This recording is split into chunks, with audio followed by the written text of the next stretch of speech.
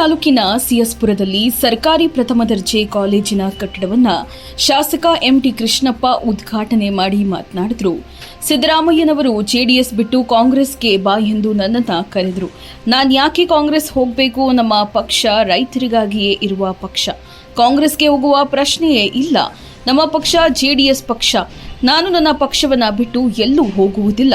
ಮುಂದಿನ ಬಾರಿಯೂ ಚುನಾವಣೆಗೆ ಸ್ಪರ್ಧೆ ಮಾಡುತ್ತೇನೆ ಎಂದು ಮಾಧ್ಯಮಕ್ಕೆ ತಿಳಿಸಿದ್ದಾರೆ. ಇದೇ ಸಂದರ್ಭದಲ್ಲಿ ಮುಖಂಡ ಚನ್ನೇನಹಳ್ಳಿ ನರಸಿಂಹಮೂರ್ತಿ, ಕರ್ನಾಟಕ ಗೃಹ ಮಂಡಳಿ ಕಾರ್ಯಪಾಲಕ ಅಭಿಯಂತರ ಸೌಮ್ಯ, ಸಹಾಯಕ ಕಾರ್ಯಪಾಲಕ ಅಭಿಯಂತರ ಆಶಾ, ಕಾಲೇಜು ವಿನ್ಯಾಸಕರು ರಾಜೇಶ್, ಸರ್ಕಾರಿ ಪ್ರಥಮ ದರ್ಜೆ ಕಾಲೇಜಿನ ಪ್ರಾಂಶುಪಾಲ ಡಾಕ್ಟರ್ ಪುಟ್ಟರಾಜು, ಸಿಎಸ್ಪುರ ಗ್ರಾಮ ಪಂಚಾಯಿತಿ ಅಧ್ಯಕ್ಷೆ ದುರ್ಗಮ್ಮ, ಸಿಡಿಸಿ ಸದಸ್ಯ ನರಸೇಗೌಡ, ಬಿರ್ಲಾಗೌಡ, ಈಶ್ವರಗೌಡ, ಮುಖಂಡರಾದ ಬೋರಪ್ಪನಹಳ್ಳಿ ಕುಮಾರ್, ಜೆಡಿಎಸ್ ಹೋಬಳಿ ಅಧ್ಯಕ್ಷ ಜಗದೀಶ್ ಸೇರಿದಂತೆ ಇನ್ನಿತರರು ಹಾಜರಿದ್ದರು.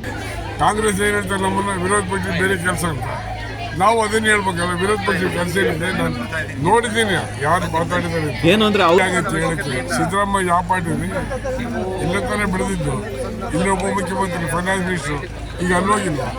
ಅವರೇ ದೇವೇಗೌಡ ಕುಟುಂಬದ ಬಗ್ಗೆ ಲಘುವಾಗಿ ಮಾತಾಡ್ತಾರೆ. ಮತ್ತೇನು ಮಾಡ್ಬೋದು? ನಮಗೆ ಪ್ರಜಾತಂತ್ರದಲ್ಲಿ ಮಾತಾಡ್ತಾರೆ, ನಾವು ಲಘುವಾಗಿ ಸ್ವೀಕಾರ ಮಾಡ್ಬೋದು.